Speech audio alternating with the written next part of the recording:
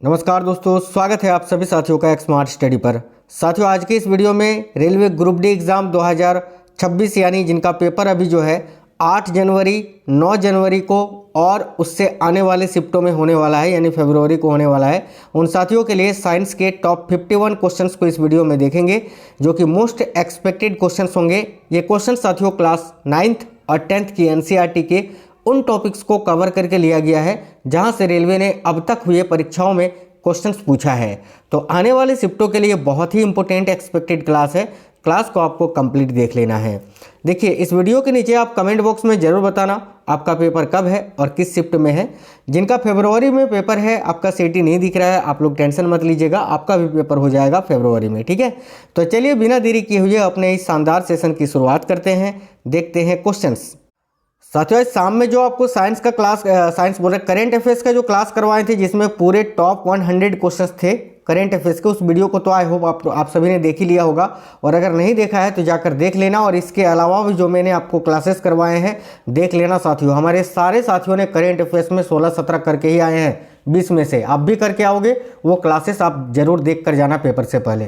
तो चलिए देखते हैं क्वेश्चन। पहला क्वेश्चन है, पारिस्थितिकी तंत्र में एक पोषी स्तर से दूसरे पोषी स्तर में स्थानांतरण से ऊर्जा की मात्रा पर क्या प्रभाव पड़ता है। मैंने कल ही आपको पढ़ाया था कि साथियों, पारिस्थितिकी तंत्र में जब एक पोषी स्तर से, ठीक है, कोई दूसरे पोषी स्तर तक स्थानांतरित होता है तो उसमें क्या होता है कि 10% की ऊर्जा हानि होती है। और ये नियम किसने दिया था? तो लिंडमैन ने दिया था। कल ही आपको पढ़ाए थे ना। देखो, तो यहाँ क्वेश्चन में वही पूछा जा रहा है कि पारिस्थितिकी तंत्र में एक पोषी स्तर से दूसरे पोषी स्तर में स्थानांतरण से ऊर्जा की मात्रा पर क्या प्रभाव पड़ता है? तो घटती है। ऑप्शन नंबर बी इस क्वेश्चन का करेक्ट आंसर होगा, घटती है। अगला क्वेश्चन है, नाभिक की खोज किसने व कब की थी? देखिए, नाभिक की खोज ये रदरफोर्ड ने की थी और कब? तो 1911 में की थी। ऑप्शन नंबर बी इस क्वेश्चन के लिए आपका करेक्ट आंसर हो जाएगा। 1911 में की थी। किसने की थी? रदरफोर्ड साहब ने की थी। चलिए नेक्स्ट क्वेश्चन देखिए। और याद रखना, नाभिक की खोज जो है ना, रदरफोर्ड ने अल्फा कण प्रकीर्णन के माध्यम से की थी। ये भी आपको याद रखना है। बहुत ही इंपॉर्टेंट क्वेश्चन है कि एक कूलम्ब आवेश में कितने इलेक्ट्रॉन होते हैं। तो साथियों देखिएगा, एक कूलम्ब आवेश में कितने इलेक्ट्रॉन होते हैं? करेक्ट आंसर हो जाएगा 6.25 × 10⁸ इलेक्ट्रॉन। आपका ना 18 इलेक्ट्रॉन है ना। तो देखिए, इस क्वेश्चन का करेक्ट आंसर आपका ऑप्शन नंबर बी हो जाएगा। क्वेश्चन बहुत ही इंपॉर्टेंट है, याद रखिएगा, 6.25 × 10⁸ इलेक्ट्रॉन। आगे देखिए, अगला क्वेश्चन है, अल्फा व बीटा किरणें क्रमशः होती है, यानी आपको बताना है कि अल्फा बीटा किरणें जो होती है कौन सा धनात्मक होता है, कौन सा ऋणावेशित होता है। तो देखिए, अल्फा और बीटा किरणों की बात करें तो जो अल्फा कण होता है इसमें 2 इकाई धन आवेश होता है और जो बीटा किरण होता है इसमें इलेक्ट्रॉन होता है, इसीलिए ये नेगेटिव होता है। तो इस क्वेश्चन का करेक्ट आंसर हो जाएगा, अल्फा और बीटा का पूछा है ना क्रमशः, तो सबसे पहले अल्फा का मान आएगा तो अल्फा धन आवेशित होता है और बीटा किरणें ऋण आवेशित होती है। तो option number B correct answer हो जाएगा, धन आवेशित व ऋण आवेशित। एक चीज़ याद रखना, और गामा किरण का अगर आपसे पूछे ना कि गामा किरण किस प्रकृति का होता है, तो उदासीन होता है भाई, उदासीन। इसमें कोई भी आवेश नहीं होता है, उदासीन होता है, याद रखना। रासायनिक क्रिया में भाग कौन लेते हैं? बताइए, रासायनिक क्रिया जो होती है, रासायनिक अभिक्रिया जो होती है, उसमें कौन भाग लेता है? सिर्फ प्रोटॉन व न्यूट्रॉन दोनों, प्रोटॉन न्यूट्रॉन व इलेक्ट्रॉन दोनों, या बाहरी कक्षा के इलेक्ट्रॉन? तो देखिए, रासायनिक क्रिया में भाग लेने वाले जो कारक होते हैं वो केवल इलेक्ट्रॉन होते हैं, बाहरी कक्षा के इलेक्ट्रॉन। तो इस क्वेश्चन के लिए करेक्ट आंसर आपका हो जाएगा ऑप्शन नंबर डी, बाहरी कक्षा के इलेक्ट्रॉन। इलेक्ट्रॉन की खोज कब हुई थी? देखिए, इलेक्ट्रॉन की खोज तो जे थॉमसन साहब ने की थी, ठीक है, लेकिन कब हुई थी ये आपको बताना है। करेक्ट आएगा 1897 में, यानी 1897। ऑप्शन नंबर बी अगर आप बता रहे हैं साथियों तो बिल्कुल करेक्ट आंसर है। आगे देखिए, नेक्स्ट है, कम अभिक्रियाशीलता वाली धातु कौन सी होती है? तो भाई देखिए, रिएक्टिविटी सीरीज में अगर आप देखोगे तो सबसे ऊपर जो होती है वो होती है पोटासियम, फिर होता है आपका सोडियम, फिर होता है कैल्शियम। ये इतने ज़्यादा रिएक्टिव होते हैं कि ये ठंडे पानी से भी अभिक्रिया कर लेती है। और सबसे नीचे में अगर आप जाओगे ना रिएक्टिविटी सीरीज में, तो वहाँ आपको सोना मिलेगा, उससे ऊपर चांदी मिलेगा, फिर उससे ऊपर कॉपर मिलेगा। तो ये सोना, चांदी और तांबा जो होता है ना, ये उपयुक्त तीनों की अगर बात करें तो कम अभिक्रियाशील होती है। तो ऑप्शन नंबर डी आपका करेक्ट आएगा, उपयुक्त तीनों। यहाँ पर उपयुक्त तीनों ना लिखकर कोई एक अन्य धातु का ऑप्शन में आपको दे देता, कोई एक तत्व, तो फिर हम इसका आंसर सोना करते। आगे देखिए अगला क्वेश्चन है, किस तत्व में श्रृंखलन का गुण पाया जाता है। देखिए श्रृंखलन का गुण किस तत्व में पाया जाता है, ये क्वेश्चन बहुत ही इंपॉर्टेंट है। करेक्ट आंसर होगा साथियों कार्बन में। कार्बन में श्रृंखलन का गुण हमें आमतौर पर देखने को मिलता है। करेक्ट आंसर हो जाएगा ऑप्शन नंबर डी। बहुत ही इंपॉर्टेंट क्वेश्चन है कि धातु के उभयधर्मी ऑक्साइड किसे कहा जाता है, बताइए। धातु के उभयधर्मी ऑक्साइड किसे कहा जाता है, तो देखिए ऑप्शन नंबर सी में लिखा है, जो अम्ल एवं क्षार दोनों से अभिक्रिया करने में समर्थ हो। जो अम्ल एवं क्षार दोनों से अभिक्रिया करने में समर्थ हो, और उन्हीं धातु के ऑक्साइड जो होते हैं वो उभयधर्मी होते हैं भाई। तो करेक्ट आंसर हो जाएगा option number C. Next question number 10 है, अम्लीय वर्षा का प्रमुख कारण क्या है। साथियों जो एसिड रेन होती है ना, एसिड रेन जो होती है यानी अम्लीय वर्षा जो होती है, उसका कारण होता है SO2 प्लस NO2 यानी सल्फर डाइऑक्साइड और नाइट्रोजन और नाइट्रस ऑक्साइड नहीं, नाइट्रोजन डाइऑक्साइड है ना। नाइट्रस ऑक्साइड N2O हो जाता है ना, नाइट्रोजन डाइऑक्साइड आप इसको पढ़ना, नाइट्रोजन डाइऑक्साइड इसको आप पढ़ना, नाइट्रोजन डाइऑक्साइड यानी NO2। नाइट्रस ऑक्साइड का सूत्र तो आपका N2O होता है, ये नहीं NO2 याद रखना। तो option number C sulphur dioxide और नाइट्रोजन डाइऑक्साइड याद रखना। तो ऑप्शन नंबर सी उपयुक्त दोनों इस क्वेश्चन का करेक्ट आंसर हो जाएगा। आगे देखिए क्षार से संबंधित गलत कथन कौन सा है, ए में लिखा है। देखिए सोडियम हाइड्रोक्साइड जिसे हम कास्टिक सोडा बोलते हैं व्यापारिक रूप से, सोडियम हाइड्रोक्साइड यानी NaOH, ठीक है, इसको कास्टिक सोडा बोलते हैं, बिल्कुल ये सही है, क्षार है एक प्रकार का।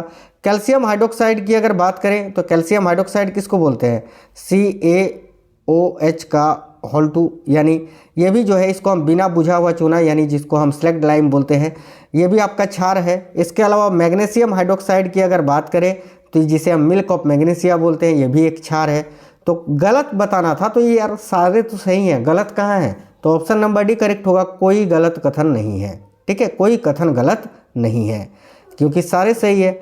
आगे देखिए क्वेश्चन है, सॉल्ट पीटर किस रासायनिक यौगिक का अन्य नाम है। काफ़ी इंपोर्टेंट क्वेश्चन है ये, बताइए सॉल्ट पीटर जो है ना किस रासायनिक यौगिक का अन्य नाम है।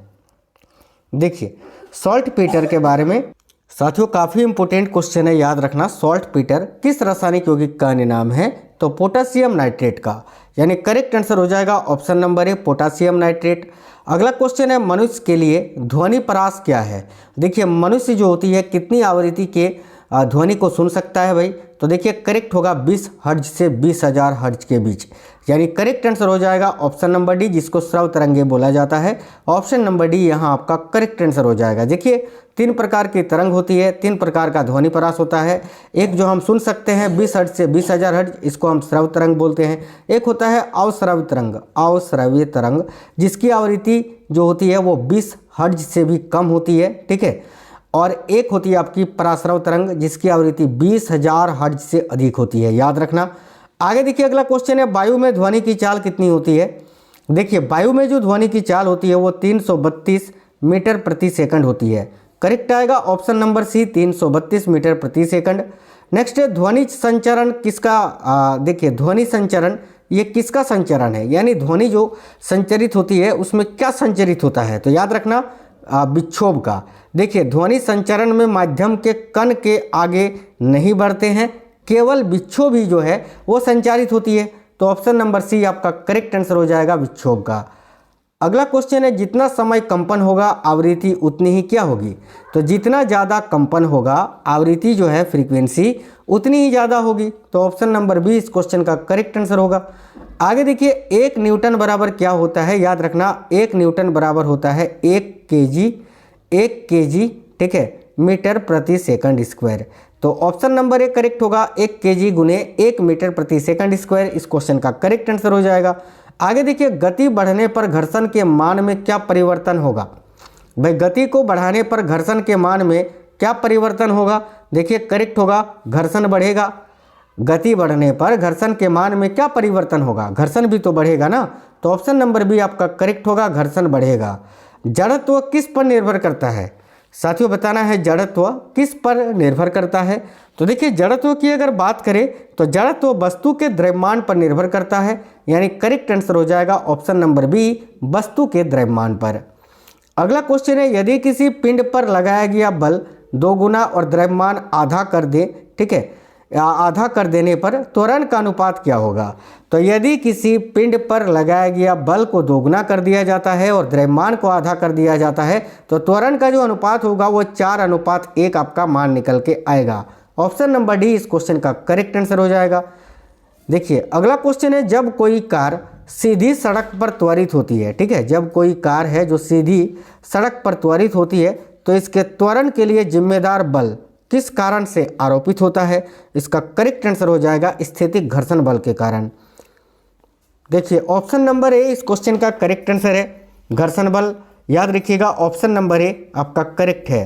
न्यूटन के तीसरे नियम से संबंधित उदाहरण कौन सा है? देखिए किसी पिंड का स्थिर रहना, बिल्कुल गलत, ठीक है। ये तो जड़त्व का उदाहरण फिर हो गया। वस्तु से गोली का निकलना, हाँ बिल्कुल, और बंदूक का पीछे हटना, ये भी, यानी बी और सी दोनों जो है क्रिया प्रतिक्रिया का उदाहरण है, यानी न्यूटन के तीसरे नियम का उदाहरण है। ऑप्शन नंबर डी बी और सी करेक्ट आंसर हो जाएगा। किस घटना में आपतन कोण और परावर्तन कोण हमेशा बराबर होते हैं? यानी जितनी आपतन कोण मान लेते हैं अगर 30 डिग्री है तो परावर्तन कोण का मान भी 30 डिग्री होगा। यह प्रकाश के परावर्तन के नियम से हमें प्राप्त होता है। तो किस घटना में आपतन कोण और परावर्तन कोण हमेशा बराबर होते हैं? याद रखिएगा प्रकाश के परावर्तन में। ऑप्शन नंबर बी करेक्ट है, रिफ्लेक्शन ऑफ लाइट आप जिसको बोलते हैं। निम्न में से किसमें समतल दर्पण का उपयोग होता है? इनमें से किसमें समतल दर्पण का प्रयोग होता है? प्लेन मिरर का। तो देखिए परिदर्शी, आईना, बहुरूपदर्शी, इन तीनों में जो है समतल दर्पण का प्रयोग होता है। तो राइट आंसर हो जाएगा ऑप्शन नंबर डी, उपयुक्त तीनों में।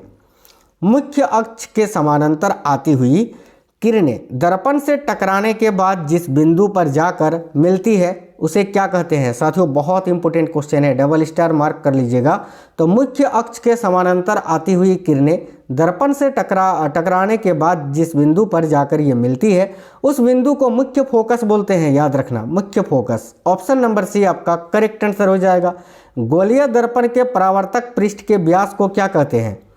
काफ़ी इंपोर्टेंट क्वेश्चन है। गोलीय दर्पण के परावर्तक पृष्ठ के व्यास को क्या कहते हैं? तो इसको द्वारक कहा जाता है ना, द्वारक कहते हैं। याद रखना बहुत ज़्यादा ही क्वेश्चन पूछा जाता है, पूछा भी गया है अभी। तो गोलीय दर्पण के परावर्तक पृष्ठ के व्यास को क्या कहते हैं साथियों? द्वारक कहते हैं। आगे देखिए प्रकाश का कौन सा रंग है जो सबसे अधिक अपरावर्तित होता है? देखिए प्रकाश का इनमें से कौन सा रंग है जो सबसे अधिक अपरावर्तित होता है यानी नहीं बदलता है? तो देखो करेक्ट आएगा बैगनी। बैगनी जो होता है ना प्रकाश का वह रंग है जो सबसे अधिक अपरावर्तित रहता है, याद रखिएगा। आगे देखिए अगला क्वेश्चन है, प्रकाश एक अनुप्रस्थ तरंग है, यह कौन सी एकमात्र घटना पुष्टि करता है? प्रकाश देखिए ध्वनि तरंग जो होती है वो अंधेरे होती है, प्रकाश एक अनुप्रस्थ तरंग होता है। तो प्रकाश एक अनुप्रस्थ तरंग है, यह कौन सी एकमात्र घटना है जो पुष्टि करता है? याद रखना ध्रुवन या ध्रुवीकरण, ठीक है। या तो आपको ऑप्शन में ध्रुवन लिखा मिलेगा या तो ध्रुवीकरण, याद रखिएगा। तो इस क्वेश्चन का करेक्ट आंसर आपका ऑप्शन नंबर डी हो जाएगा भाई, याद रखेंगे। साथियों सभी ने वीडियो को लाइक तो कर दिया है ना। देखिए आपके लिए इतनी मेहनत करते हैं, आप एक लाइक करते हैं तो उससे हमें मोटिवेशन मिलता है। सभी साथी वीडियो को लाइक जरूर करिएगा। अगला क्वेश्चन है, देखिएगा ध्यान से साथियों, काफ़ी इंपोर्टेंट क्वेश्चन है कि जब कोई किरण अवतल दर्पण के फोकस से होते हुए दर्पण पर आपतित होती है तो वह किरण जो है किससे होकर जाती है? काफ़ी अच्छा क्वेश्चन है। करेक्ट आंसर आपका हो जाएगा साथियों, याद रखना मुख्य अक्ष के समानांतर, ठीक है। जब कोई किरण अवतल दर्पण के फोकस से होते हुए दर्पण पर आपतित होती है तो वह किरण किससे होकर जाती है? तो मुख्य अक्ष के समानांतर होते हुए जाती है भाई। आगे देखिए अवतल दर्पण की फोकस दूरी क्या होती है? तो अवतल दर्पण में जो फोकस दूरी होती है वो साथियों नेगेटिव होती है और उत्तल दर्पण की जो फोकस दूरी होती है वो पॉजिटिव होती है। ये दोनों ही आपको याद रखना है, ठीक है। तो अवतल दर्पण की जो फोकस दूरी होती है ना वो हमेशा ऋणात्मक होती है। ऑप्शन नंबर बी करेक्ट होगा, ऋणात्मक। अगला निम्न में से कौन सा प्रतिबिंब अवतल दर्पण नहीं बनाएगा? बताइए इनमें से कौन सा प्रतिबिंब है जो अवतल दर्पण नहीं बनाएगा? सीधा और बड़ा बिल्कुल बना सकता है भाई। वास्तविक और उल्टा ये तो हमेशा ही बनाता है। आभासी और सीधा भी बना सकता है, लेकिन सीधा और छोटा प्रतिबिंब नहीं बना सकता है। ऑप्शन नंबर डी इस क्वेश्चन का करेक्ट आंसर हो जाएगा, याद रखिएगा। सीधा और छोटा तो कौन बनाता है? उत्तल दर्पण बनाता है। आगे देखिए प्रकाश की गति से संबंधित गलत कथन कौन सा है? ठीक है, कौन सा सही है बोला है ना? हाँ, प्रकाश की गति से संबंधित कथन कौन सा सही है? ए में लिखा है विरल माध्यम में प्रकाश की गति ज़्यादा होती है, बिल्कुल सही है। सघन माध्यम में कम होती है, ये भी सही है। तो ऑप्शन नंबर सी उपयुक्त, तो दोनों कथन सही है भाई। आगे देखिए, कौन सी स्थिति में अवतल दर्पण द्वारा प्राप्त प्रतिबिंब वास्तविक, उल्टा और वस्तु के आकार का ही होता है? कितनी बार मैंने पढ़ा है कि जब प्रतिबिंब को वक्रता केंद्र पर हम रखते हैं तब जो है वस्तु का आकार बिल्कुल समान आकार के होता है, वस्तु वहीं पर बनता है, लेकिन उस उल्टा बनता है। तो करेक्ट आएगा वक्रता केंद्र पर, जब वस्तु वक्रता केंद्र पर हो। Option number B correct answer होगा। 500 डिग्री सेल्सियस से अधिक के ताप को मापने के लिए क्या उपयोग में लेते हैं? देखिए काफ़ी इंपॉर्टेंट क्वेश्चन है कि 500 डिग्री माफ करना 5000 है ना, 5000 डिग्री सेल्सियस से अधिक के ताप को मापने में। अब देखिए 5000 डिग्री सेल्सियस ये तो बहुत ही उच्च ताप है, और उच्च ताप को मापने के लिए पायरोमीटर का प्रयोग करते हैं। कितनी बार मैंने पढ़ाया है? ऑप्शन नंबर डी करेक्ट होगा, पायरोमीटर। आगे देखिए, किस विधि में द्रव के अणु ऊष्मा को एक स्थान से दूसरे स्थान तक संचारित करते हैं? भाई वह कौन सा विधि है जिसमें द्रव के अणु ऊष्मा को एक स्थान से दूसरे स्थान तक संचारित करते हैं? देखिए यहाँ आपका करेक्ट आंसर हो जाएगा संवहन विधि, ऊष्मा की संवहन विधि। ऑप्शन नंबर सी करेक्ट होगा। द्रव एवं गैसों के बीच ऊष्मा स्थानांतरण का कारण क्या होता है? तो द्रव एवं गैसों के बीच जो ऊष्मा का स्थानांतरण होता है वो किसके कारण होता है? याद रखिएगा संवहन के कारण होता है। काफ़ी इंपोर्टेंट क्वेश्चन है। Option number A right answer होगा, संवहन के कारण। अगला क्वेश्चन है, ऊष्मा का यांत्रिक समतुल्य जे यानी जूल है, एक नियतांक है, यह किसका अनुपात है? तो भाई ये ऊष्मा और कार्य का अनुपात होगा ना, कार्य और ऊष्मा का। तो ऑप्शन नंबर ए करेक्ट है, कार्य और ऊष्मा का, कार्य और ऊष्मा का। ऑप्शन नंबर ए करेक्ट है। आगे देखिए, कमरे में गति की टेबल पर, देखिए माफ करना, कमरे में धातु की टेबल पर कॉफी से भरा गर्म कप रखा है, तो ताप का क्षय किस कारण से हो रहा है? ऑप्शन नंबर डी करेक्ट होगा, चालन और संवहन दोनों से ही भाई। ऑप्शन नंबर डी आपका करेक्ट आंसर है। आगे देखिए, 1 कैलोरी में कितने जूल होते हैं? तो लगभग 4.2 जूल होता है, याद रखना। यानी ऑप्शन नंबर सी इस क्वेश्चन का हम आंसर कर सकते हैं कि 1.86 जूल। ऑप्शन नंबर सी आपका करेक्ट होगा। 1 वाट को हम क्या लिख सकते हैं? देखिए 1 वाट को जो है ना हम क्या लिख सकते हैं? जूल प्रति सेकंड भी लिख सकते हैं और न्यूटन मीटर प्रति सेकंड भी लिख सकते हैं। तो ऑप्शन नंबर डी करेक्ट होगा, ए और बी दोनों ही। याद रखिए काफ़ी इंपोर्टेंट क्वेश्चन है ये भी आपका। आगे देखते हैं साथियों, नेक्स्ट क्वेश्चन है, जब कोई लोचदार पिंड आपस में जोर से टकराते हैं तो क्या घटित होता है? काफ़ी अच्छा क्वेश्चन है कि जब कोई लोचदार पिंड आपस में जोर से टकराते हैं तो क्या विघटित होता है? तो भाई दोनों अपनी प्रारंभिक अवस्था में आने की कोशिश करेंगे ना। ऑप्शन नंबर सी करेक्ट होगा कि दोनों प्रारंभिक अवस्था में आने की कोशिश करेंगे। आगे देखिए, निम्न में से किसमें गतिज ऊर्जा सबसे अधिक होगी? तो गतिज ऊर्जा सबसे अधिक किसमें होगी? जो गति में रहेगा। और इनमें से गति में कौन है? हवा गति में रहता है ना। वायु में वैसे भी साथियों गतिज ऊर्जा होता है, क्योंकि क्वेश्चन बहुत बार पूछ चुका है, इस बार भी ग्रुप डी में पूछ चुका है कि वायु में किस प्रकार की ऊर्जा होती है। तो गतिज ऊर्जा, यहाँ पर आप सूत्र याद रखना, काइनेटिक एनर्जी का सूत्र होता है 12mv², और जो पोटेंशियल एनर्जी होती है स्थितिज ऊर्जा, इसका सूत्र होता है mgh। ठीक है। आगे देखिए, अगला क्वेश्चन है आपका, कौन संवेग संरक्षण के सिद्धांत पर कार्य करता है? काफ़ी इंपोर्टेंट क्वेश्चन है। तो साथियों, संवेग संरक्षण के सिद्धांत पर कौन कार्य करता है भाई? तो रॉकेट कार्य करता है। ऑप्शन नंबर बी इस क्वेश्चन का करेक्ट आंसर हो जाएगा, रॉकेट। अगला क्वेश्चन है, चालक का प्रतिरोध किन पर निर्भर करता है?